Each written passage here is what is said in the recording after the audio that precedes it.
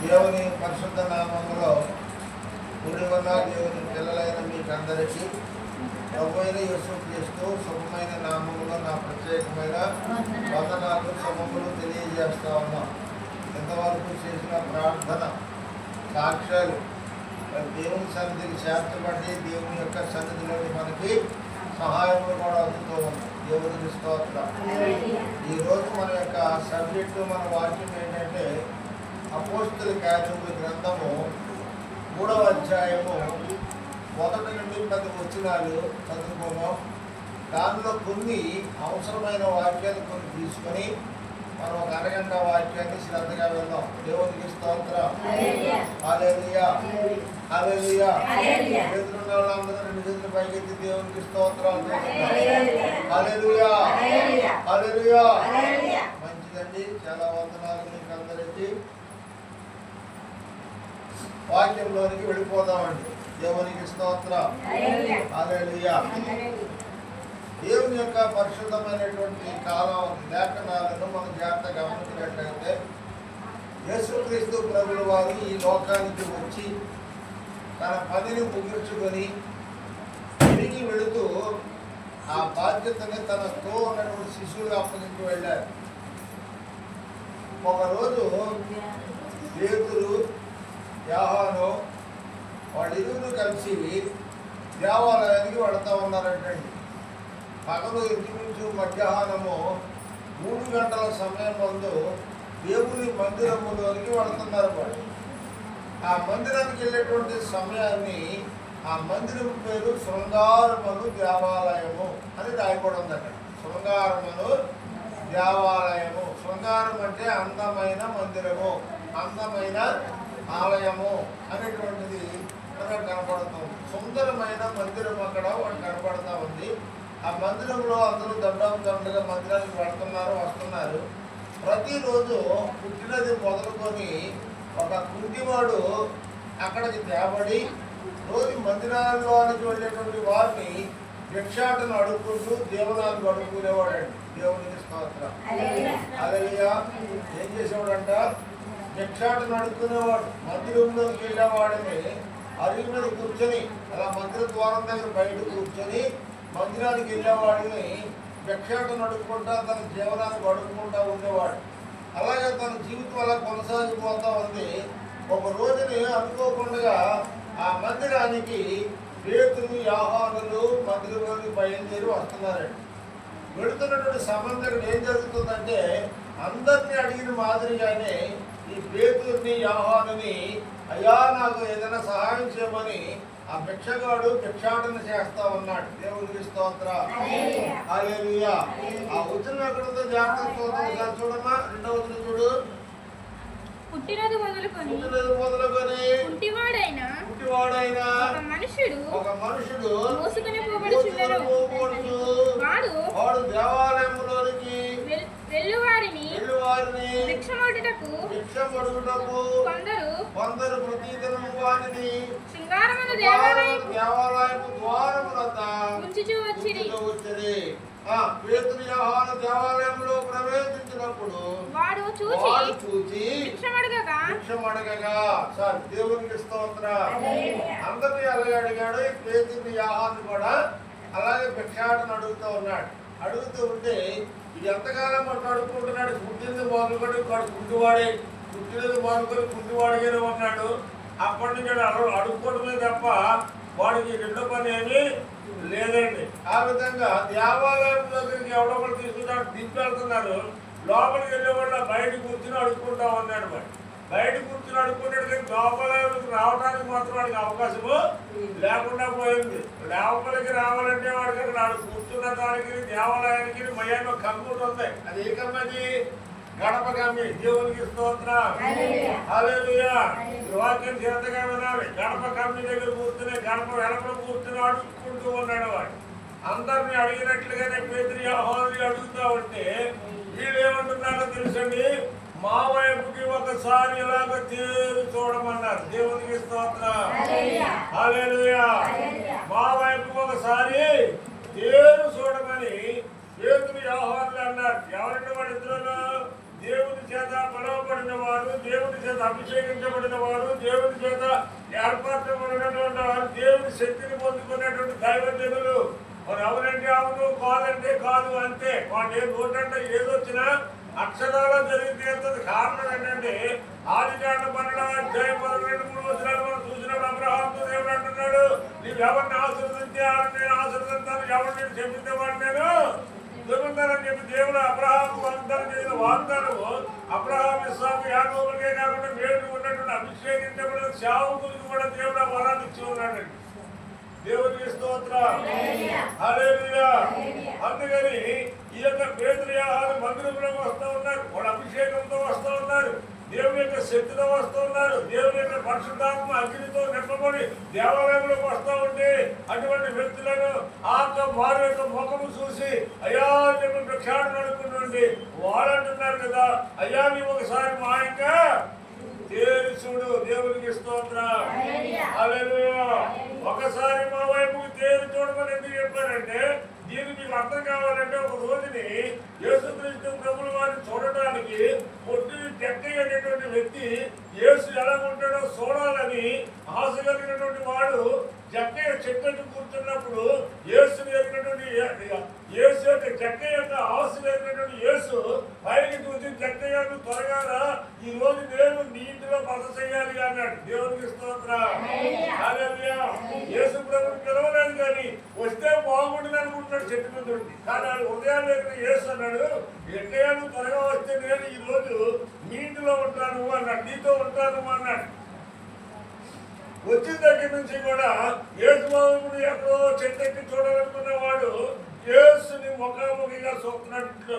ఎక్కడ తన ఇంట్లో యేసు వైపుకేమో జక్కయ్య చూస్తున్నాడు, జక్కయ్య ఒక చూపేమో యేసు వైపు ఉంది. వీళ్ళిద్దరు ఎదురు బదులు చూసుకుంటున్నప్పుడు జక్కయ్యలో ఉన్న పాపం అంతా కూడా యేసుక్రీస్తు యొక్క ప్రభావం ద్వారా తనను తాను బయటికి వ్యక్తపరుచుకున్నాడు. ప్రభా నేను పాపని ఆయన, నన్ను కనికరించిన ఆయన, ఇదే మంచి బతుకు అనుకున్నాను, ఇదే మంచి జీవితం అనుకున్నాను, ఎంత గొప్ప జీవితం ఉంటుందని ఇప్పుడు నేను చూసిన తర్వాత అంటే ఆయన ఏం చెప్పాడు, దేవుడు ఏం చెప్పరా ఇంటేనండి. యేసు వైపు తేరు చూశాడంతే.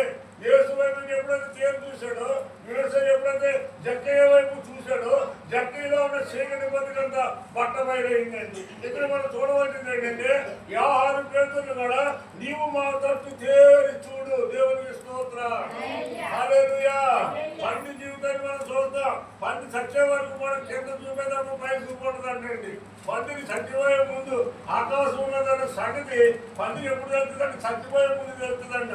ఎలుకలు కూడా ఏం చేస్తాడంటే ఆ పందిని పట్టుకొని 4 కాళ్ళు కట్టేసి దాంట్లో కర్ర దూర్చి బుధము చేసుకుని పట్టుకుని వెళ్తా ఉంటే అప్పుడు పైకి చూస్తుందంట పంది. ఆ పైన ఆకాశం ఉంది, చొక్కలు ఉన్నాయి, చంద్రుడు ఉన్నాడు, చాలా మంది పైన కింద చూసిన పైమాట పైన ఎలా పట్టుదల సంగతి తెలియదు అనుకోండి. ఎప్పుడు అనుకున్నమాట సత్యం ఉందనుకోండి, కానీ బతుకున్నదే పైన ఆకాశం ఉన్నదన్న సంగతి తెలియదు. అలాగే భిక్షాన్ని నడుపుతున్నవాడు కూడా వచ్చేవాళ్ళు వెళ్ళేవాడిని అడుక్కుంటున్నాడు తప్ప అది పైకి చూసినటువంటి అనుకున్నంత వరకు లేదండి. ఈ రోజు నువ్వైనా నేనైనా పైకి చూసే అనుభవం కావాలి. నేల చూపులు చూసే అనుభవం కాదు, భూసంబంధమైన ఆలోచన కాదు, భూసంబంధమైన తలపులు కాదు, ఆత్మ సంబంధమైన తలపులు కలిగి ఆత్మ సంబంధమైన ఆలోచన కలిగి యేసయ్య దృష్టి ఎక్కడ ఉందో ఒకసారి చూడండి. ఆయన భూమి మీద ఉన్నప్పుడు కూడా ఆయన ఆకాశము వైపుకి తేరి చూసి తన తండ్రి వైపు మాట్లాడుతూ ఉన్నాడు. ఆయన ముఖం ఎలాగైతే ఆకాశం వైపు ఉన్నదో మన ముఖాలు కూడా ఎల్లప్పుడు కూడా ఆయన వైపు తేరి చూసే ముఖాలుగా ఉండాలి. దేవునికి స్తోత్రం. హల్లెలూయా. తేరి చూస్తారు కానీ కానీ అడుగుతున్నాడు మా యొక్క చూస్తే మా యొక్క చూడమని అడుగుతున్నారు అంటే ఆయన చూస్తారు కానీ భిక్షాన్ని వేయగా అని ఆలోచనకి రాలేదు. ఎప్పుడైతే మా వైపు చూడమన్నారో వీళ్ళు ఏదో ఆశతో వచ్చింది. ఏంటంటే నేను దగ్గర నుంచి ఏదో బలమైన కార్యము నాకు ఏదో చేయబోతున్నారేదో, నాకేదో మొత్తం ఘనముగా నేను ఏదో సహాయం చేయబోతా ఉన్నారు అని చెప్పి వీడిలో ఒక ఆలోచన వచ్చింది. ఎప్పుడైతే మా వైపు తేరు చూడమని యోహాను పేతురు అన్నారో వెంటనే వీడి మనసులో ఒక ఆలోచన వచ్చింది. ఆ ఆలోచన ఏంటంటే వీళ్ళు ఏదో మాకు ఈరోజు ఘనముగానే ఏదో సహాయం చేయబోతున్నారని అనుకున్నాడు మనసులో. చాలు. అయితే వాడు ఇప్పుడు ఏం పుట్టిందంట, ఆడిలో ఒక ఆశ పుట్టింది. ఏదో బలమైన కార్యము ఘనమైన కార్యము ఈ యొక్క దైవజనుడి ద్వారా, ఈ దేవుని సేవకుడి ద్వారా ఏదో చేయబోతా ఉన్నాడు అని చెప్పి తన ఆలోచన కలిగి ఉన్నాడు. తన మనసులో ఆలోచన కలిగి ఉన్నాడు. ఇప్పటి వరకు కింద చూస్తున్నాడు, పైకి చూస్తా ఉన్నాడు. దేవుని సేవకుడు యొక్క దేవునికి స్తోత్రం. హల్లెలూయా. ప్రియమైన వారులారా, మనం ఎల్లప్పుడూ ప్రార్థన అయినా, మన మాటలైనా, మన స్థితిగతులైనా, మన కంటి చూపైనా మనం ఎప్పుడు ఆత్మ సంబంధంగా ఆలోచించాలి తప్ప శరీర సంబంధంగా ఆలోచన మనలోనికి వచ్చిందంటే నీవెంక మారు మనసు పొందిన అనుభవాన్ని కలిగి ఉండాలి అని అర్థం. దేవునికి స్తోత్రం. మారు మనసు అంటే ఏంటి? మారు మనసు అంటే గతంలో ఉన్న బుద్ధులు, గతంలో ఉన్న ఆలోచనలు, గతంలో ఉన్న కంటి చూపు, గతంలో ఉన్నటువంటి విధానము మారు మనసు పొందిన వాడికి ఉండదా? అంటే గతంలో ఉన్నట్టు ఇంకా నువ్వు ఉన్నావు, ఇప్పుడు కూడా అలాగే ఉన్నావు. అర్థమేంటి? నువ్వు మారు మంది పొందాలని నువ్వు అనుకుంటున్నావు, కానీ మారు మందుకు తగిన ఫలాలు దేవునికి స్తోత్రం. అయితే ఇక్కడ కూడా నీవు నా వైపు తేరు చూడమని ఆశతో ఎదురు చూశాడు. ఆశతో ఎదురు చూస్తూ ఉంటే వెంటనే అంటున్నాడు, అయ్యా మా దగ్గర వెండి బంగారం ఏమి చదవమాట.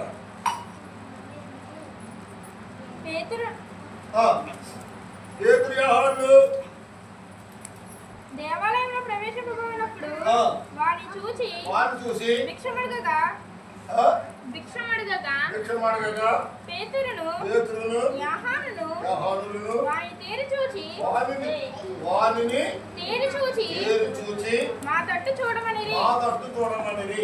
వాడు వారి యొద్ద ఏమైనా దొరుకునేమో అని కనిపెట్టుచు దేవునికి స్తోత్రం. హల్లెలూయా. వారి యొద్ద ఏమైనా దొరుకునేమో అని ఏంటమ్మా? కనిపెట్టుతూ ఉన్న కనిపెట్టుట అనగా వారి యొద్ద ఏమైనా దొరుకునేమో. మన ప్రార్థన జీవితం కూడా ఎలా ఉండాలంటే, దేవుని యొద్ద నాకు ఏదో ఒక కార్యం ఈరోజు జరుగుతుంది, దేవుని దగ్గర దేవుని మందిరంలో నాకు ఏదో అద్భుతాన్ని దేవుడు చేస్తాడనేటువంటి నమ్మకము, విశ్వాసము. తదుపరి ప్రార్థనలో ఏం చేయాలంటే కనిపెట్టాలంటే దేవునికి స్తోత్రం. ప్రార్థనలో ఏం చేయాలంటమ్మా? కనిపెట్టుట. చూడండి, ఎవరైనా వైపు వెళ్ళిపోయి ఎప్పుడైనా 7 గంటలు వెళ్ళి ఇవాళ 1 గంటలో 2 గంటలో వస్తున్నారని అనుకుంటే ఇంటికాడ అందరూ ఏం చేస్తారు అమ్మా? అర్ధరాత్రి 1 గంటలు వస్తున్నాడంటే నిద్రపోవడం మానేసి తింటాం మానేసి మెలుగుకోండి వచ్చే మనిషి కోసం కనిపెడతారు. అవునా? ఆడవాళ్ళని పెట్టుకుంటారు, వస్తున్నారు. అమ్మాయిని చూసుకుంటారంటే వచ్చే చుట్టాల కోసం కనిపెట్టుకుని చూస్తూ ఉంటారు. అమ్మాయిని చూసుకుంటా వస్తున్నారంటే కనిపెట్టుకుని చూస్తూ ఉంటారు. ప్రతిదానికి ఏదైనా ఒక సబ్జెక్టు ప్రాముఖ్యమైనది ఉన్నదంటే కనిపెట్టి ఎదురు చూస్తూ ఉంటారు. ఇప్పుడు ప్రార్థన చేస్తున్నటువంటి వ్యక్తి కూడా ఏం చేస్తున్నాడంటే సేవకుని మాట యందు లక్ష్యం ఉంచి వారి యందు ఏమైనా దొరుకునేమో అని కనిపెట్టుకొని చూస్తున్నాడంట. దేవునికి స్తోత్రం. హల్లెలూయా. అంచేత ఇక్కడ మనం చూడవలసింది ఏంటంటే, పేతురు మాటకు యోహాను మాటకు ఎంత ప్రాముఖ్యత ఉన్నదో మనం జాగ్రత్తగా ఇక్కడ గమనించాలి. దేవునికి స్తోత్రం. హల్లెలూయా. పేతురు మాట శక్తితో నింపబడింది, యోహాను మాట శక్తితో నింపబడింది. వీళ్ళిద్దరి మాట పరమ దేవుని యొక్క సేవకులైన మాటల్లో అంత శక్తి ఉండడానికి కారణం ఏంటంటే, వీళ్ళు అభిషేకించబడిన సేవకులు, పిలువబడిన సేవకులు. కాబట్టి దేవుని చేత ఏర్పరచబడిన సేవకులు. దేవునికి స్తోత్రం. సేవకుడికి ఒక ప్రత్యేకమైన ఇది దేవుడు ఇస్తాడు, ఒక ప్రత్యేకమైన ఉద్దేశం, ఒక ప్రత్యేకమైనటువంటి తలంతు సేవకుడికి దేవుడు ఇస్తాడు. తెలిసిన దేవుడు మనకి ఏం చెప్తే దాన్ని మనం అదే చేయాలి. కానీ సొంత ఆలోచనలు, సొంత ఉద్దేశాలు దేవుని పనిలో పనికిరావు. దేవునికి స్తోత్రం. హల్లెలూయా. దేవుని సేవకుని నోటిలో ఉన్నటువంటి శక్తి, ప్రభావము నీవు మాకు మా వైపు చూడగా వారి దేవుని దొరుకుతుందేమని ఆతృతతో కనిపెట్టుకొని ఎదురు చూస్తుండగా సేవకులు అంటున్నారు, అయ్యా మా దగ్గర 2 బంగారాలు. ఎవడమ్మా? అంతట పేతురు, వెండి బంగారములు నా యొద్ద లేవు గాని. లేవు? చావుడి దగ్గర ఏం లేవు, చావుడి దగ్గర ఏం లేవు, అందరూ చెప్పాలి. వెండి బంగారాలు ఎంత లేవు కానీ నాకు కలిగినది నీకు ఇచ్చుచున్నాను. దేవునికి స్తోత్రం. హల్లెలూయా. ఇక్కడ మనం జాగ్రత్తగా ఆలోచించినట్లయితే చావుడు ఏమైనా చేస్తాడేమో అని కనిపెట్టి చూస్తున్నాడు కానీ అతని ఆలోచన అయినటువంటి యేసయ్య చావుకుడు ఏమంటున్నాడంటే, అయ్యా మా దగ్గర ఎండు బంగారాలు ఏమి లేవు కానీ అన్నాడా, ఏమన్నాడా? నా దగ్గర వెండి బంగారం నా యొద్ద లేవు కానీ. అది అక్కడ కానీ అంటే అర్థం ఏంటి? కానీ అంటే ఇస్తాను కానీ, వస్తాను కానీ, కానీ అనే మాట అర్థమేంటి అమ్మా? కానీ అంటే అర్థం ఏంటి? అక్కడ ఏదో చిన్న సందేహం కనబడుతుంది. అక్కడ మా దగ్గర వెండి బంగారము లేవు కానీ అంతకంటే విలువైనది ఏదో ఉంది. దేవునికి స్తోత్రం. హల్లెలూయా. వెండిని కలగజేసిన వాడు, బంగారం కలగజేసిన వాడు, పంచలోహాలు కలగజేసిన వాడు అక్కడ ఉన్నాడు, పరలోకంలో ఉన్నాడు. ఎన్నిటికంటే విలువైంది ఆయన దగ్గర ఏదో ఒకటి ఉంది, అది నేను మీకు ఇస్తాను. దేవునికి స్తోత్రం. హల్లెలూయా. అక్కడ ఏముందో అది ఇనేవాడికి తెలియదు, చెప్పేవాడికి మాత్రమే తెలుసు. మా దగ్గర వెండి బంగారాలు లేవు. ఇనేవాడికి ఏం కావాలి? వెండి బంగారాలు కావాలి. కాబట్టి ఇనేవాడికి ఏం కావాలంట? వెండి కావాలి, బంగారం కావాలి. ఆడుకొని దాన్ని ఆలోచనతో చూస్తున్నాడు, కనిపెట్టాడు. కానీ మనం కూడా ఏం చెప్తామంటే ప్రార్థన ఆశీర్వదించు జీవించు, అది కావాలి ఇది కావాలని కానీ కావాలన్న దాన్ని కానీ మనం ఏది కూడా ఒక సొలొమోను మహారాజు బైబిల్ అంతట్లో ప్రార్థన చేశాడు. ఒక్క వచ్చే నమ్మకమైన ప్రార్థన దేవుడు. ఇలాంటి ప్రార్థన నీ ముందు కానీ నీ తర్వాత కానీ ఎవడో చేయలేదు కూడా. ఏమన్నాడు తెలుసా? దేవా నాకు సాధినంత ఆహారం మాత్రమే దయచేయి. ఏమన్నాడు? నాకు పడుకున్నంత అన్నం మాత్రమే దయచేయి. మితిమించిన ఐశ్వర్యం నాకు వద్దు బ్రహ్మ అని ప్రార్థన చేస్తున్నాడు. నాకు ఏం కావాలో అదే అయ్యి, అంతకుమించి నాకు ఏం వద్దు అని చెప్పి ప్రార్థన చేస్తున్న ప్రార్థన దేవుడికి ఇష్టమైందండి. తోడు ప్రార్థన చేస్తారు. ప్రభావం కారు కావాలి, మాకు బండి కావాలి, మాకు అది కావాలి, ఇది కావాలి, ప్రతి ఆశ ఏదో ఆ ఆశతో ప్రార్థన చేస్తాం. కానీ సొలొమోను మహారాజు ఏం అడగలేదు దేవుడు. ఏ రోజు ఆ రోజు తినడానికి అన్నం చాలు ప్రభా, పట్టుకోవడానికి వస్తాం, ఉండడానికి ఏదో చెంది ఈ 3 సార్లు అన్నాడు. ప్రార్థన చేశాడు. ఇంకా ఐశ్వర్యం ఎందుకు కోరుకోలేదు? కోరుకోవాలని అతను ఏమి అనలేదు. అప్పుడు దేవుడు అడుగుతున్నాడంట, ఎలా నీకు ఐశ్వర్యం వద్దా? ఐశ్వర్యం వద్దా అంటే నాకు ఏమొద్దు ప్రభా. ఎందుకని? నువ్వు నాకు సమృద్ధిగా ఐశ్వర్యం ఇచ్చావని. పడుకున్నా తిన్నవాడినై దేవుడు నిన్ను విసర్జించానేమో. పడుకున్నా తిన్న తర్వాత దేవుడు బంధించిన వాడినై నీ మందిరానికి వెళ్ళకుండా యెహోవా దేవుడు ఎవడని దేవుడు నిన్ను తృణీకరిస్తానేమో. ఐశ్వర్యం ఎక్కువ ఇస్తే నిన్ను తృణీకరిస్తాను అని చేత నిన్ను తృణీకరించకుండా ఉండి నిమిత్తం నాకు సాలినంత ఆహారమే కానీ ఎక్కువ నాకు వద్దు అన్నాడు. అంటే దేవుడు విడిచిపెట్టేస్తానేమో అని భయం వేసింది. ఎక్కువ ఐశ్వర్యం ఉంటే దేవుడు విడిచిపెట్టేస్తానేమో అని భయం వేసింది. అలాగని చెప్పి ఏమీ లేకుండా దరిద్రాన్ని కూడా నాకు కలగలేదు ప్రభు అని పని అడుగుతున్నాడు. అక్కడ ఎలా ఎప్పుడు టైం లేడైపోయి ఎవడున్నాడు? ఐశ్వర్యం వద్దన్నారని చెప్పిన దరిద్రం మాత్రము వద్దు ప్రభు. ఎందుకని దరిద్రం ఎక్కువ వద్దన్నాడు? నేను దరిద్రుడైతే నా పొరుగు వంశం మీద ఆశించి నేను దొంగిలించి నేను తిని నేను దొంగగా నీకు చెడ్డ మీద తీసుకొస్తాను. అంచేత నేను దొంగగానైనా ఉండవద్దు, తర్వాత ఐశ్వర్యవంతుడినైనా ఉండవద్దు. అంటే నాకు దొంగగానూ ఉంచొద్దు, అంటే దేవుతోనూ ఉంచొద్దు, ఐశ్వర్యంతోనూ ఉంచవద్దు, సాధినంత ఆహారంతో నన్ను ఈ భక్తిలో నడిపించమని ప్రార్థన చేశాడు. అది నిజమైన భక్తి కనుక నిజమైన ప్రార్థన. ఆ ప్రార్థన దేవుడు ఆలకించాడు. దేవునికి స్తోత్రం.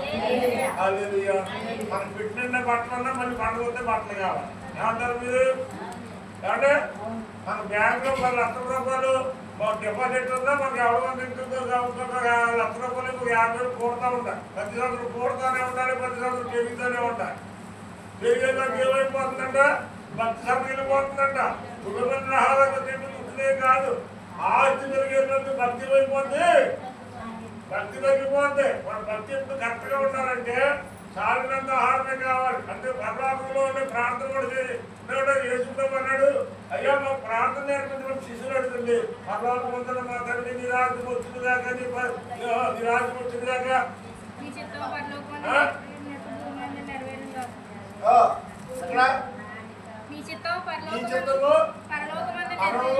నెరవేరినట్లు నెరవేరును గాక. అనుగ్రహారము, అనుగ్రహారం అంటే ఏ రోజుది అంతేనా? అది ఒక ప్రార్థన చేస్తాం. అనుగ్రహారం మాకు దయచేయము, మరణస్తులను మేము క్షమించులాగను, మా రుణములు కూడా మీరు క్షమించండి. ఇక్కడ ఆగ్రహం ఏమంది? ఇక్కడ మా రుణస్తులను మేము క్షమించిన ప్రకారము మా రుణాలను కూడా నీవు క్షమించు. నువ్వు ఎవరినైనా క్షమించినావా? ఒకసారి ఆలోచించి ఎవరి కూడా ప్రశ్నిస్తున్నావు. నువ్వు ఎవరినైనా క్షమించగలిగిన మనసు నీలో ఉందా? ఒక దేవుడి బిడ్డవే, ఎవరైనా చిన్న మాట అంటే నువ్వు క్షమించే మనసు ఉందా? వారు అనకపోయినా, వారిని ఏం అనకపోయినా నీవే వాళ్ళు ఏదో ఉంటుందని నీవే ఇతర వ్యక్తులను గాయపరిచే మాట నువ్వే మాట్లాడతావు, కానీ ఇతరులను క్షమించే మనసు అసలు నీ దగ్గర ఇంకేముంటుంది? మా రుణస్తులను మేము క్షమించినట్లు మమ్మల్ని క్షమించమని మేము ప్రార్థన చేస్తూ ఉన్నాం, కానీ ప్రార్థన నామకార్థమైన ప్రార్థన చేస్తూ ఉన్నాను, కానీ ఆ ప్రార్థనను అంతరాత్మ చాలా మందికి తెలియదు. పరలోక ప్రార్థన మీరు చేయండి అన్నాడు దేవుడు. మా అపరాధము క్షమించినట్లు, ఇతరుల అపరాధం క్షమించి నీ అపరాధం ఇతరులు క్షమించారు. ఇతరులు ఏ అపరాధం చేయకుండా నువ్వు అపరాధిగా ఇచ్చామనుకోండి, అదే తిరిగి నీ మనకి దేవుడు అంటాడంటాడు. అంచేత ఎప్పుడు కూడా అపరాధిగా ఒక మనిషిని మనం ఎంచుకోవడం. అంచడానికి మనవాడమండి, తీర్పు తీర్చడానికి మనవాడమా, ఇంత మాత్రము నీటి మీద పొడగొట్టి వాడము, ఎంతలో ఉండి అంతలో మాయమైపోయిన మనము ఒక వ్యక్తికి తీర్పు తీర్చేటువంటి అధికారం దేవుడు మనకి ఇవ్వలేదు. ఒక మనిషికి తీర్పు తీర్చడం కానీ, ఒక మనిషికి ఏడు తీర్చడం కానీ మనకు అయ్యేటి అధికారం దేవుడు నీకు కానీ కాబట్టి ఎవరికి ఇవ్వలేదు.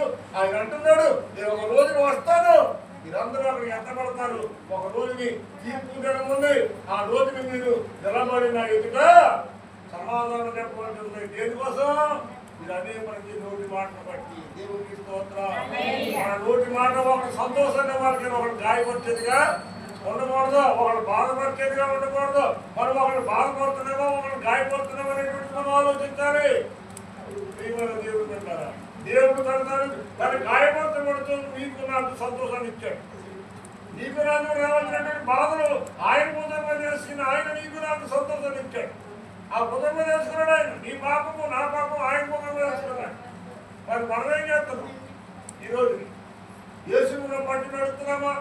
యేసును ప్రయాణం చేస్తా ఉన్నామా? నీకు ఇష్టమైన మాట్లాడితే నీకు సంతోషంగా ఉంటుంది. దేవుడు వాక్యం ఉన్నదన్నట్టు బోధించవద్దండి. పాస్టర్ గారు మంచోడు కాదు, వాక్యం గారు నా గురించి చెప్పాడు, ఇదే ఒకరు ఎక్కువనే మాట్లాడుతున్నాయి. కానీ దేవుడు ఏం చెప్తున్నాడంటే, దేవుని చూడు, నువ్వు దేవుడి వైపు దేవుడు చూస్తే నీ పాత బతుకు రోత బతుకు అంత బయటకు పోతుంది. దేవుని స్తోత్రం. హల్లెలూయా.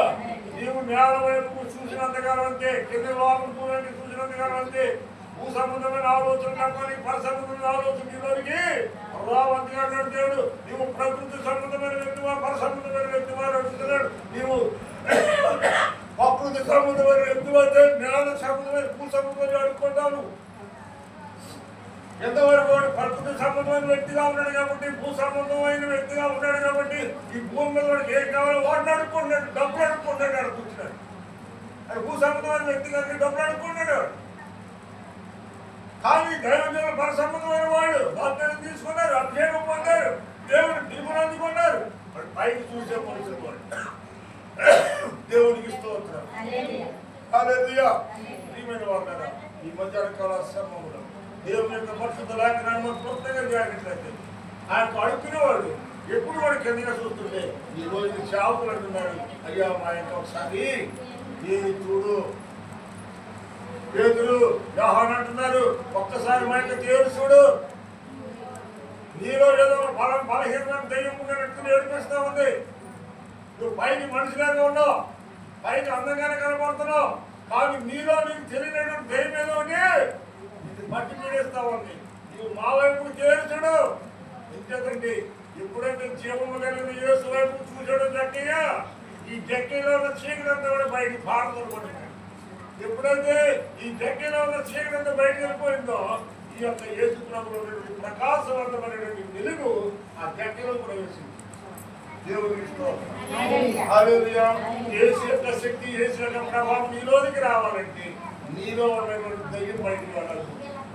నీలో ఉన్న దైవం బయటికి వెళ్ళాలి. దేవునికి స్తోత్రం. హల్లెలూయా. ఆ ప్రియమైనటువంటి వాళ్ళ ఈ మధ్యాహ్న కాల సమయంలో దేవుని యొక్క వాక్యము అడుక్కునేటువంటి భిక్షాటన చేసుకుని అడుక్కునే వ్యక్తి ఇది ఎక్కడ జరుగుతుంది? సంభాషణ అంతా దేవాలయానికి ముందు గడభాగంలో జరుగుతున్న సంభాషణ. అర్థమైనా మీకు? ఎక్కడ జరుగుతుందండి ఇది? అమ్మా, ఎక్కడ జరుగుతుంది? దేవాలయం బయట గడప దగ్గర జరుగుతున్న సంభాషణ. సేవకులు గడప లోపలికి రాలేదు, అడుక్కునోడు బయటే ఉన్నాడు, ఆ భిక్షాటన అడుక్కునోడు కింద అక్కడే ఉన్నాడు, జ్ఞానం చూపుడు అక్కడే ఉన్నాడు, భూ సంబంధమైన ఆలోచన కలిగిన వాడు అక్కడే ఉన్నాడు. అయితే దేవుడు జ్ఞాపకంటున్నాడు, అయ్యా నువ్వు ఒక్కసారి మా వైపు ఒక్కసారి నా వైపు చూడకూడదని. ఎప్పుడైతే భిక్ష పట్టుకున్నటువంటి వ్యక్తి, ఎప్పుడైతే ఆ భిక్షణం చేస్తున్న వ్యక్తి పేతురు యోహాను వైపు చూశాడో, పేతురులో నుండి యాకోబులో నుండి వీరిద్దరిలో బలమైన ఒక వ్యక్తి, బలమైన ఒక శక్తి, బలమైన ఒక పరిశుద్ధాత్మ ఎప్పుడైతే అడుక్కునే వాడిని తాకాడో, ఎప్పుడైతే అడుక్కునే వాడిని దర్శించాడో, ఎప్పుడైతే అడుక్కునే వారికి హృదయంలోకి ప్రవేశించాడో, వీడి హృదయంలో ఉన్న చీకటంతా అంతర్ధానం అయిపోయి పరిశుద్ధాత్మ వెలుగుతో నింపబడి వాడిని గట్టి కొట్టుకుంటూ ఉన్నాడండి. అంతవరకు పరిశుద్ధాత్మ ఏంటో తెలియనటువంటి వ్యక్తి, దేవుని యొక్క మహిమ ఏంటో తెలియని వ్యక్తి, అడుక్కోవడానికి కలవడబడిన వ్యక్తి ఎప్పుడైతే ఈ పేతురు యోహాను అంటే చూశాడో, వీళ్ళిద్దరిలో నుండి వాళ్ళలోనికి కరెంటు షాక్ ఉండేట్టుగా ఎప్పుడైతే ప్రభావం వెళ్ళిందో, వీళ్ళంటారు అయ్యా మా దగ్గర వెండి బంగారం లేవు కానీ మా కలిగి ఉన్నది నీకు ఇస్తా ఉన్నాం. దేవునికి ఇస్తా వస్తా. హల్లెలూయా. ఏంటో కలిగి ఉన్నది చదువు అన్నా. ఏంటో కలిగి ఉన్నది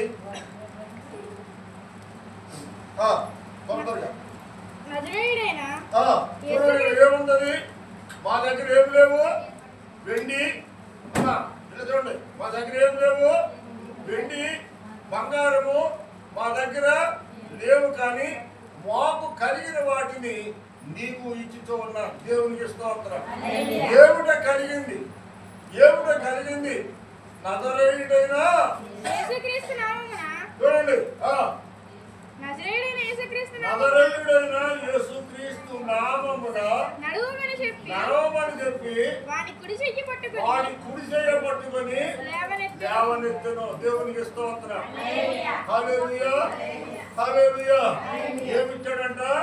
నజరేయుడైన యేసుక్రీస్తు నామములో వాడు చెయ్యి పట్టుకొని నీవు లేవమని ఎప్పుడైతే చేపట్టుకున్నాడో దిక్కున లేచాడు. దేవునికి స్తోత్రం. హల్లెలూయా. ఎక్కడున్న ప్రభావం ఎక్కడి నుంచి వచ్చింది? దేవునిలో నుండి పేతురు యోహానులోకి వచ్చింది. పేతురు యోహానులో నుండి అడుక్కునే వాడిలోకి వచ్చింది, అడుక్కునే వాడి కుంటి వాడిలోకి వచ్చింది. ఈ యొక్క శక్తి ఎక్కడి నుంచి వచ్చిందంటే విద్యుత్ శక్తి కరెంటు పోలు నుంచి సర్వీస్ వైర్ ద్వారా బోర్డులోకి వచ్చింది. బోర్డులో వైర్ పెట్టి చిచ్చేడు ద్వారా లైట్ వెలుగుతాం. దేవునికి స్తోత్రం. బాగా గుర్తుపెట్టుకోవడం బాగా గుర్తుపెట్టుకుని అర్థమైపోతే తేటగా ఎక్కడికి వచ్చింది వెలుగు? వెలుగు ఎక్కడి నుంచి వచ్చింది? విద్యుత్ శక్తికి కరెంటు పోలుకి యొక్క లోపల ఉన్నటువంటి బోర్డుకి కలెక్షన్ ఉంది కాబట్టి కలెక్షన్ బట్టి వచ్చింది కరెంట్. కాబట్టి ఆ బోర్డులో వచ్చిన కరెంటు మరి దాని ద్వారా వైర్ ఇక్కడ తీసుకొని బల్బు పెట్టాడు. స్విచ్ చేస్తే ఇక్కడ లైట్ వెలుగుతా ఉంది. ఇక్కడ పరిశుద్ధాత్మ దేవుడు ఆ ఎట్రిపోయిన దేవుడై ఉంటే ఈ యొక్క సేవకుడు ఈ బోర్డు అయి ఉన్నాడు. అర్థమైంది?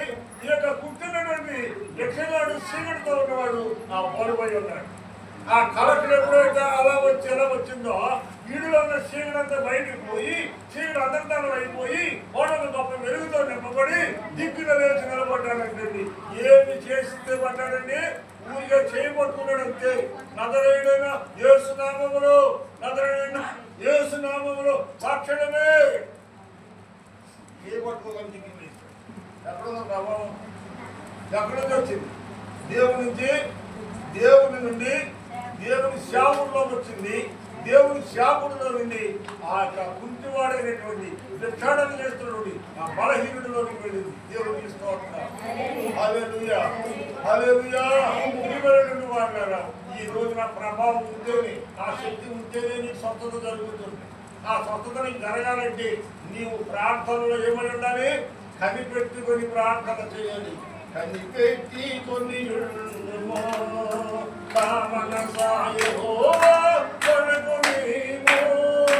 ధైర్యమును తెచ్చుకొని హృదయమును పరముగా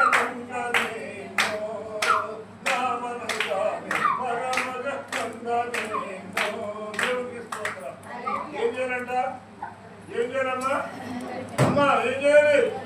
కనిపెట్టుకోవాలి. ప్రార్థనలో కనిపెట్టాలి. అంతేనమ్మ మనం ఏదో దెయ్యపు తెలుగుతాటలో దెయ్యపు ఆలోచనతో మనం మాట్లాడకూడదు. ఆడిలో ఉన్నది చీకటి బయటికి వెళ్ళింది. చావుకుడు ముట్టుకోవడంతో, చెయ్యి ముట్టడంతో కాక చావుకుడిలో నుంచి ఈ ప్రభావం ఎప్పుడైతే వాడిలోనికి వెళ్ళిందో, ఎవడండి ఆ భిక్షణ నడుపుకునే వాడు ఎప్పుడైతే వెళ్ళిందో ప్రభావం వెళ్ళగానే దేవునికి స్తోత్రం. హల్లెలూయా. 7వ వచనంతో చూడండి ఏమైంది? వాని కుడి చెయ్యి పట్టుకొని లేవనెత్తెను. వెంటనే వాడి పాదములను చీలమండలను బలం పొందుకున్నాడంట. దేవునికి స్తోత్రం. హల్లెలూయా. ఈ చట్టుబడిపోయిన నరాలు, చట్టుబడిపోయిన కండ, ఈ చట్టుబడిపోయిన కాలు ఏమైపోతుందండి? లోపల ఏమైతుందమ్మా? బలం పొందుకుంటాడండి. ఈ బలం పొందుకుని ఏం చేశాడంట? ఉద్యోగమే చీలమండలు, పాదములు చీలమండలు బలం పొందినట్టు. దేవునికి స్తోత్రం. పుట్టగానే నోటి మాటలో చచ్చుబడిపోయినటువంటి శరీరం కూడా అప్పుడు వికసించిందండి. చచ్చుబడిపోయిన శరీరము. అబ్రహాం కూడా చచ్చుబడిపోయాడు. 100 సంవత్సరాల వయసు వచ్చింది. శారమ్మ చచ్చుబడిపోయిన శరీరంతో ఉంది. 100 సంవత్సరాలు ఎన్నో ఉన్నాయి. వీళ్ళిద్దరికి ఎందుకంటే 105 సంవత్సరాల్లో నీ శరీరం చచ్చుబడిపోయినా, నీ అవయవాలన్నీ పనికి రాకపోయినా, నీ యొక్క శరీరము దేహం అంతా కూడా నరాల బలహీనతో ఉన్నప్పటికీ కూడా ఏ నరము నీ పని చేయనప్పుడు కూడా దేవుడు నూతనమైన శక్తినిచ్చి, నూతనమైన బలాన్నిచ్చి మళ్ళీ ఈ రోజు నాటి నువ్వు సంఖ్యలో ఒక మొదలుపెట్టి తెచ్చుకుంటావు అన్నాడు. ఎవరిని?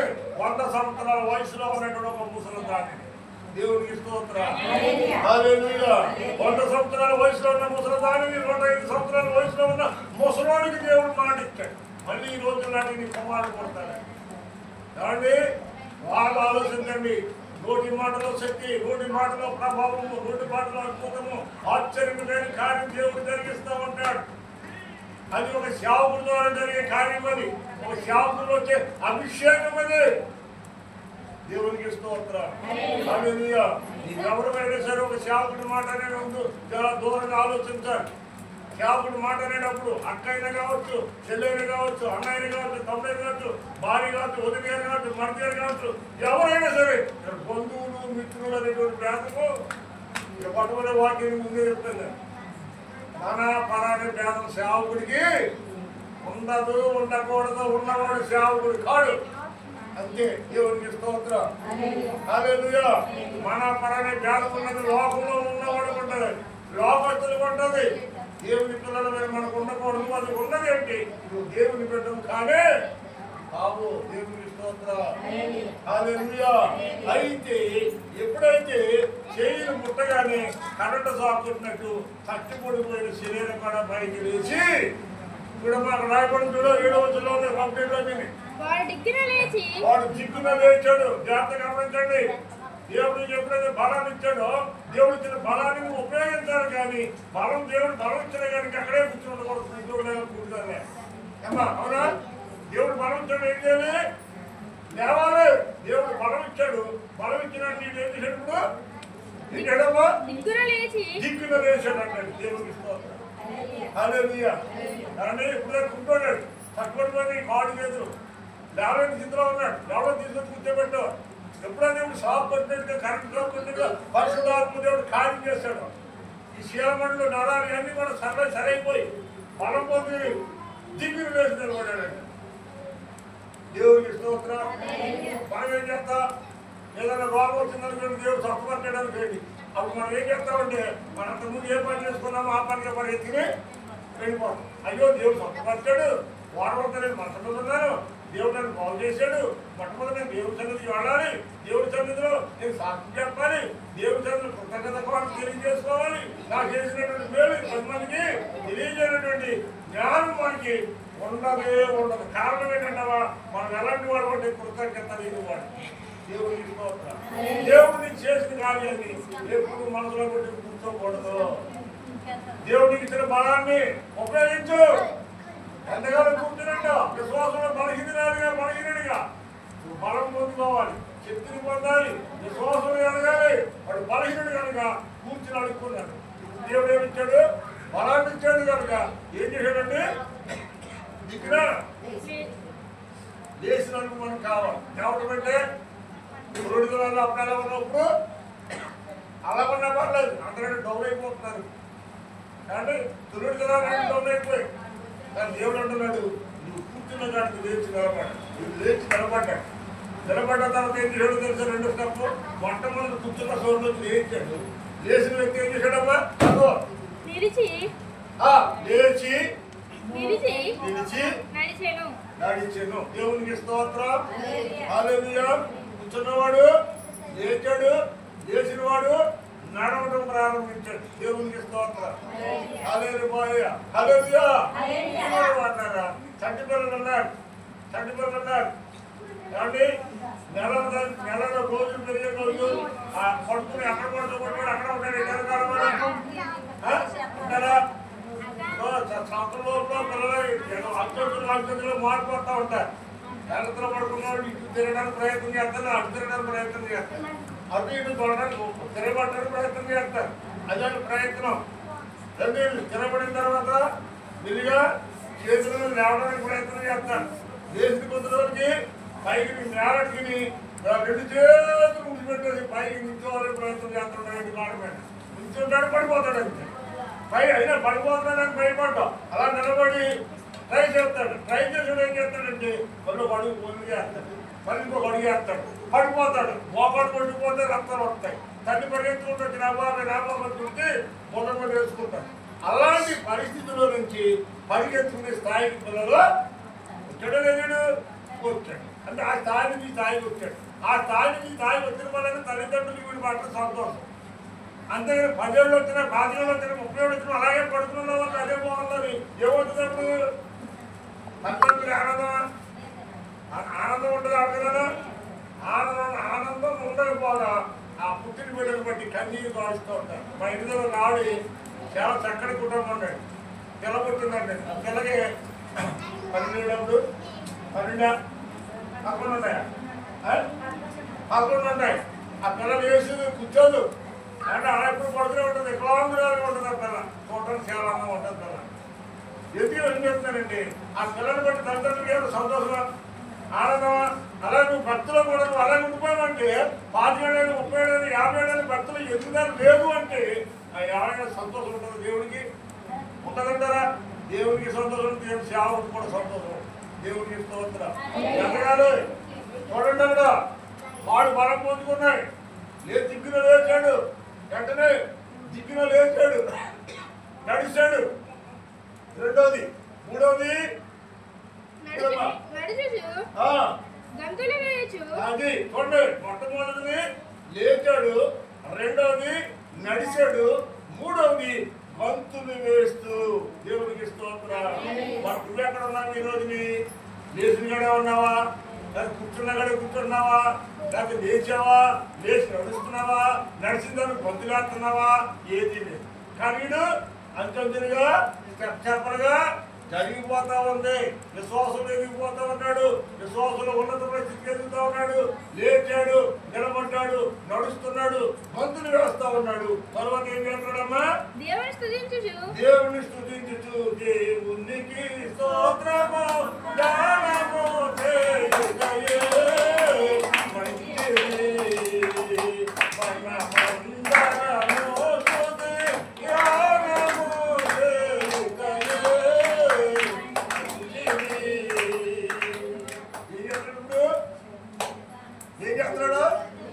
భిక్షాన్ని నడుపుకున్నాడు. ఏం చేస్తున్నాడు? అమ్మా ధర్మకేంటి తల్లే అన్నవాడు ఇప్పుడు దేవుణ్ణి స్తుతిస్తా ఉన్నాడు. అడుక్కునే నోటితోటే దేవుణ్ణి స్తుతిస్తా ఉన్నాడు. చేయసాగే వ్యక్తిని ఈ రోజు అనేకులకు ఇచ్చే వ్యక్తిగా చేశాడు. అడుక్కునే వ్యక్తిని ఐశ్వర్యవంతుడిగా మార్చాడు దేవుని స్తోత్రం. నా దేవుడు గొప్పవాడండి. నా దేవుడు నమ్మదగిన వాడు. ఈ రోజు మనం అందరం ఆనందించాం దేవుని యొక్క మహాకృపను బట్టి. ఈ రోజు మనం ఆరోగ్యంగా ఉన్నప్పుడు దేవుని కృపను బట్టి. ఈ రోజు మనము మన పిల్లలు క్షేమంగా సజీవులుగా ఉన్నారంటే దేవుని కృపను బట్టి అనే సంగతి మాత్రం ఎప్పుడు మర్చిపోకూడదు. తిని మదించిన వారు మరి దేవుడు ఎవరన్నట్టుగా ఉండకూడదు ఎప్పుడు కూడా. అందుకే సొలొమోను మహారాజుని తీసుకోవాల్సి వచ్చింది. నాకు సమృద్ధి ఆహారం ఉంటే మనిషికి భక్తిలో మరి వ్యతిరేకత వస్తుంది. అంతేత భక్తిలో అదుగుబడి ఉండాలంటే తగినంత ఆనందం మాత్రమే ఉన్నా. దేవుడికి తెలుసు ఎవరిని ఎక్కడ ఉంచాలో దేవుడికి తెలుసండి. అందుకే దేవుడు ఎక్కడ ఎవరిని ఎలా ఉంచాలో అలా ఉంచుతాడు. కానీ అందరూ ఒకే రకంగా ఉంటాడు. అందరినీ ధనవంతులు చేస్తే పనిచేసి వాళ్ళు ఎవరు? అందరూ పనిచేసేవాడు అయితే పని చేయించుకునేవాడు ఎవడో? పని చేయించుకునేవాడు ఉండాలి, పని చేసేవాడు ఉండాలి, దాన్ని కొనేవాడు ఉండాలి, అమ్మేవాడు ఉండాలి. అన్ని రకాలు ఉంటేనే సమాజం ముందుకు నడుస్తుంది. అందుకే దేవుడు ఎవరికి ఏ తలాంత ఇస్తాడో ఆ తలాంతనే ఇస్తాడు. కానీ ఉన్నవాడిని చూసి లేనోడు ఆడకూడదు, లేనోడిని చూసి ఉన్నవాడిని చూసి ఈ లేనోడు గర్వపడకూడదు. ఆడు బాగుపడిపోతున్నారు, ఏడ బాగుపడిపోతున్నారు, ఆడు అనుకునేసుకుంటున్నారు, ఈడ అనుకుంటున్నారు. ఆ ఏడు అసలే ఉండకూడదు. దేవుడి పిల్లలు మనకి అసలే ఉండకూడదు.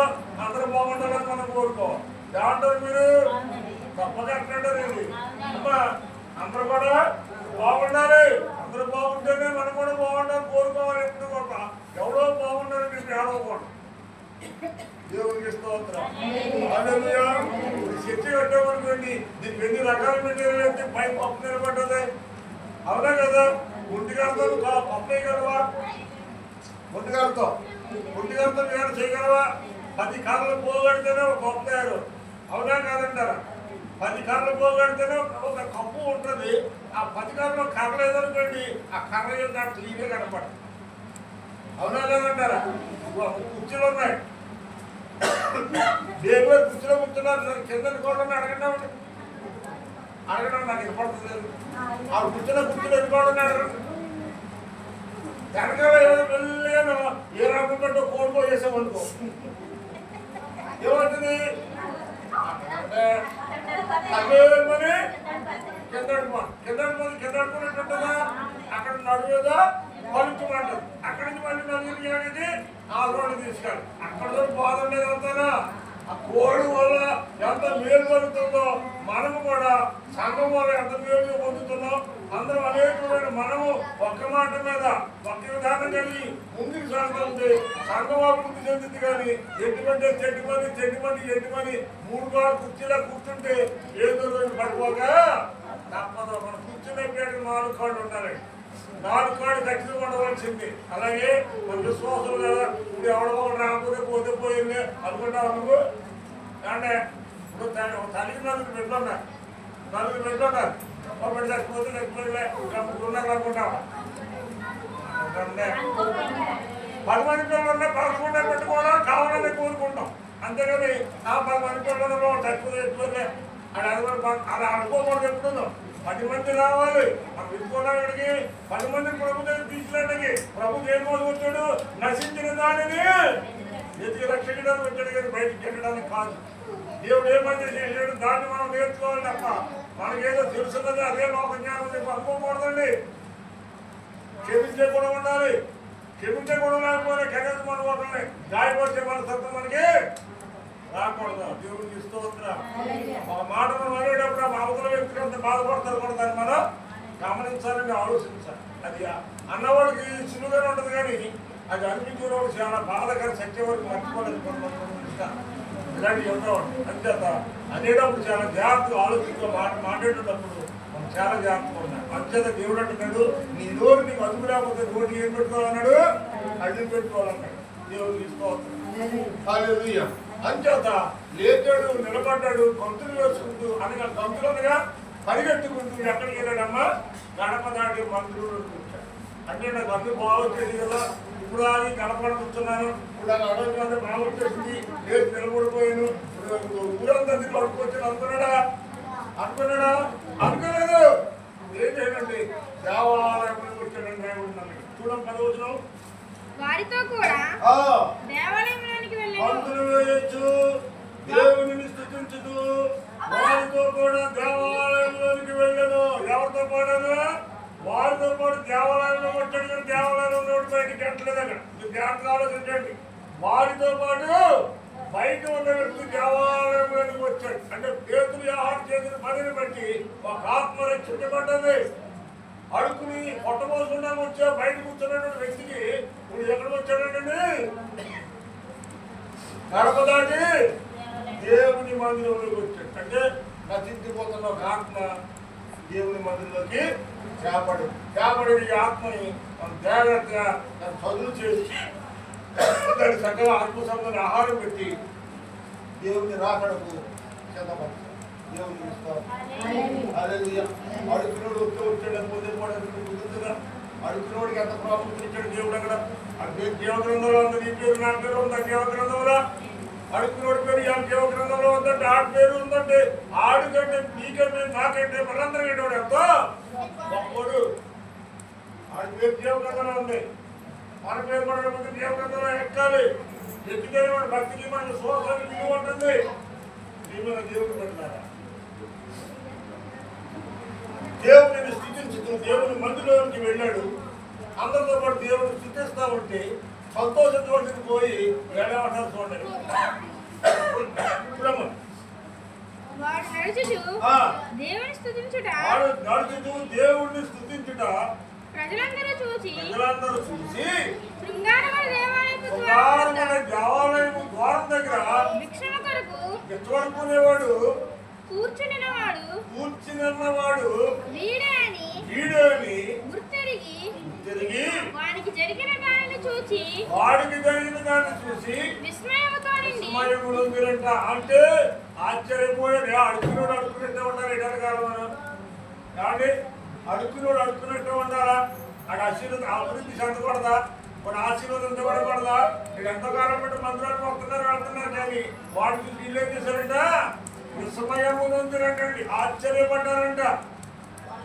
అంటే దేవుని మందిరంలోకి వస్తున్నారు, పాటలు పాడుతున్నారు, ప్రార్థన చేస్తున్నారు, ఆరాధన చేస్తూ ఉన్నారు, దేవుని కార్యాలను అనిపిస్తున్నారు. కానీ ఇప్పుడు ఈ దేవుని ద్వారా స్వతంత్రం పొందుకోవడం వల్ల ఇక్కడ ఏమొచ్చిందంట, ఆశ్చర్యం అనిపించిందంట. అంటే ఎప్పుడు చూడలేనట్టుగా, అంటే ఎప్పుడుగా వస్తున్నారు, ఎప్పుడు చూడలేదు, అప్పటికప్పుడు వచ్చిన చూడగలిగే కారణం ఏంటంటే దేవుని సేవకుని మాటలు ఎందు లక్ష్యం ఉంచాడు. వాడు నువ్వు మా వైపు చేరి చూడమని కానీ వాళ్ళ దగ్గర ఏదైనా దొరుకుతుందేమని వాడి మాటలు ఎందు లక్ష్యం ఉంచాడు. మనం ఏ చూడంటే ప్రార్థన కూడా ఎన్నో అనేకులు తండోపాలకు వచ్చి వాక్యం వింటామంటే లూది అనేటువంటి హృదయము తెరవబడింది కనుక లూదియాని దేవుడు దర్శించడం అని చెప్తున్నారు.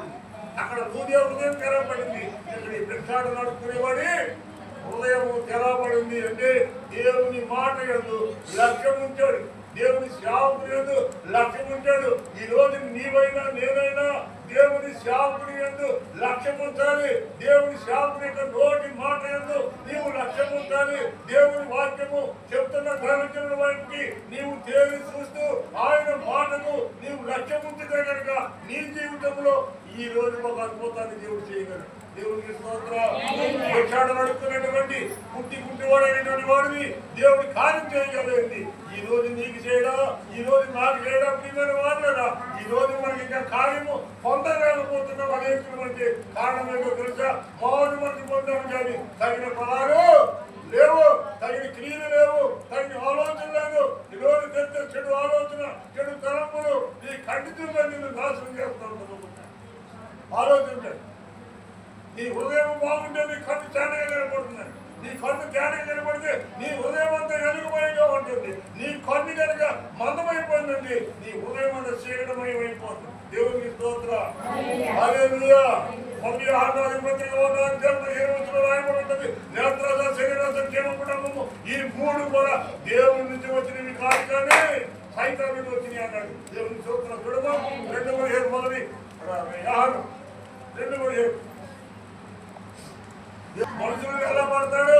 దేవుని వాక్యం అనే వలన వేసి మనుషులను పట్టుకుని ప్రభు సన్నిధిలో తీసుకురావాలి. వాక్యం అంటే అనేక రకాలుగా మర్మములతో కూడి ఉందండి. ఐఎస్సి చదువుకునే పరిశుద్ధ లేఖనంలో వాక్యం ఎవరికి అర్థం కాదండి. అందుకే ఈ వాక్యం వినేవాడికి చెప్పడానికి సేవకుడు ఒకరిని దేవుడు ఏర్పాటు చేసుకున్నాడు. దేవుడు చూస్తూ ఉంటాడు. హల్లెలూయా. చూడండి, దేవుడు మందిరంలోకి వచ్చాడు. బయట ఉన్నటువంటి వ్యక్తి మందిరంలోకి వచ్చాడు. అందరి దగ్గర దేవుడు స్తుతిస్తూ ఉన్నాడు, దేవుడు ఆరాధిస్తున్నాడు. తక్కువ రోజుల్లో ఎక్కువగా ఎదిగాడు. ఎదగడమే కాదు, అతను ఒక సేవకుడిగా మనకపోయి అతను ఉన్నటువంటి ప్రాంతంలో వాడే వీడే వాడని వాడే వాడు సంఘాట పడుతున్నారు. ఇక్కడ చూడండి, బైబిల్ 10వ వచనంలో స్పష్టంగా రాయబడింది. కూర్చుంటున్న వాడే అంటున్నారు, కూర్చున్నవాడు అని ఆడంటున్నారు. వీడియో ఆడంటే ఇంకోవాలంట. వీడి కాదు, వీళ్ళని కోరుకున్నాడు ఇంకోని అంటున్నారు. దేవుడికి స్తోత్రం. వీడు లాంటి కోరుకున్నవాడు ఇంకోని అంటున్నారు. కొంతమంది అంటే కాదు, అక్కడ కూర్చున్నవాడు వీడు అన్నాడు ఇంకోడు అన్నాడు. ఇది అక్కడ కూర్చున్నవాడు ఇక్కడ కూర్చున్నవాడు ఆడు వీడు ఒకటేనా నాకు వేరా అని కొంతమంది కన్విన్స్ అవుతా ఉన్నారు. వీడు ఎన్ని రకాలుగా మాట్లాడుకున్నా ఆడు మాత్రం వాడే. ఎవరా? వీడు మాత్రం వాడే. అవునమ్మా సత్య? ఎవడాడు? వీడు మాత్రం వాడే. ఉందడా? వీడు మాత్రం వాడు. వాడు అవునా? ఎవడాడు? భిక్ష కోసం కూర్చున్నవాడు. ఇక్కడే ఉన్నాడు. వాడే వీడేని గుర్తెరిగి వాడు వీడేని గుర్తెరిగి వాడు అందరూ స్నేహం పొందారంట. అంటే వాడు రూజారులు మారిపోయింది, భవిష్యత్తు మారిపోయింది, అందసందరూ మారిపోయింది. శుభ్రంగా స్నానం చేశాడు, ఉరుకొండలు తీశాడు, ప్రస్తుతం వస్త్రాలు వేసుకున్నాడు, బైబిల్ బ్యాగ్ చేసుకున్నాడు, దేవుడి దగ్గర ఏమైతే ఉన్నాడు, సేవకుడి దగ్గర ఏమైతే ఉన్నాడు, సేవకుడి దగ్గర ఉన్న మాటలు పట్టుకెళ్ళి నలుగురికి చెప్పి అనేక మనకి ప్రభు దగ్గరికి తీసుకొచ్చాడు, బయటికి వెళ్ళాడు, తీసుకొచ్చాడు. అలాగే బయట లోపల తీసుకురావాలి, కానీ లోపల వచ్చినాడు బయటికి గెంటేసి సేవ ఎప్పుడు చెప్పండి. దేవుడికి నశించిపోయిన దానికోసం వేసుకుని వచ్చాడు, కానీ బాగున్న దానికి రాలేదు అన్నాడు. లోకసు అంటాడు, డాక్టర్ ఎవరు కావాలి? అనారోగ్యంగా ఉన్నవాడికి డాక్టర్, కానీ ఆరోగ్యంగా ఉన్నవాడికి డాక్టర్ అవసరం లేదు అంటాడు. అక్కడ లోకసు అంటాడు దేవుడు. అనారోగ్యంగా ఉన్నవాడికి, రోగంతో ఉన్నవాడికి డాక్టర్ కావాలి, కానీ ఆరోగ్యంగా ఉన్నవాడికి డాక్టర్తో పని లేదు. అలాగే నేను నశించిపోతున్న వాడి కోసం వచ్చాను, కానీ నేను నీతి పొందుతున్న వాడి కోసము రాలేదన్నాడు. మరి దేని కోసం వచ్చాను? వాడు దేని కోసం వచ్చావు? మనం అందరం పాపం కదా, మనందరం తాగుతున్నాం కదా, నీతి పొందులు ఉన్నారు భూమి కదా, ఒక్కడు కూడా లేరు. దేవుని స్తోత్రం. హల్లెలూయా. ఈ ప్రజలకు వాక్యాన్ని చెప్తాను. అడుక్కునేటువంటి మనిషి, అనేక చేశారు మనిషి, అనేకులు ఇచ్చే మనిషి చేశాడు దేవుడు. దేవుని స్తోత్రం. హల్లెలూయా. సాగిన మనిషి ఇచ్చేవాడుగా మార్చాడు. లేనటువంటి స్థితి నుంచి ఉన్నతమైన స్థితిలో ఏ అవయవాలైతే బలహీనమైపోయో అదే అవయవాలని బలం పొందుకొని శక్తిని పొందుకొని అనేకులకు వార్త ప్రకటించే వ్యక్తిగా దేవుడు మార్చుకున్నాడు. అడుక్కునే వ్యక్తిగా మందిరానికి వచ్చాడు. ఇప్పుడు అనేకులకు ఆశీర్వాదకరంగా దేవుని వాక్యం చెప్పి పంపించేవాడుగా దేవుడు ఆశీర్వదించాడు. ఈ రోజుని ఆ రోజును దేవుని మందిరంలోకి ఎలా వచ్చావు నీకు నాకు తెలియదు, కానీ ఈ రోజున నీవైనా నేనైనా అనేకులకు ఆశీర్వాదకరంగా ఉండాలి. అనేకులకు శుభవార్త ప్రకటించి ప్రభు సన్నిధిలో తీసుకొచ్చేవారుగా ఉండాలి. కానీ అశుభవార్తను ప్రకటించి ప్రభు సన్నిధిలో వచ్చేవాళ్ళు బయటికి గెలిచేవారిగా మనం ఉండకూడదు. అది సాధారణ దోతలకు ఉండవలసినటువంటి వాటి దేవుని పనిపాటు చేయడం సాధారణ దోతలు పెట్టింది. దేవునికి దోతలు చేయవలసినది దేవుని యొక్క పనిని అభివృద్ధి పరచడం. దేవునికి స్తోత్రం. హల్లెలూయా. భిక్షాటన ఎత్తుకున్నటువంటి వ్యక్తి పేతురు ఆహారం ద్వారా అద్భుతాన్ని దేవుడు చేశాడు. ఈ రోజుని దేవుని మందిరానికి వచ్చిన నీవు దేవుని సేవకుడి ద్వారా నీ జీవితంలో ఒక కార్యం చేయాలని నేను ఆశపడతా ఉన్నాను. అలాంటి ఆశలు కలిగి ఉంటే మోకరించుదాం, ప్రార్థన చేద్దాం. ఆ ఇంటి విచారణ నడుపుతున్నటువంటి ఆ వ్యక్తి పట్ల చేసినటువంటి అద్భుతాన్ని ఈ రోజు నీకు నాకు మనందరి పట్ల చేస్తాడని కృప పరిశుద్ధాత్మ దేవుడు మనందరికీ మెండుగా దయచేయడు కాక. ఆమేన్.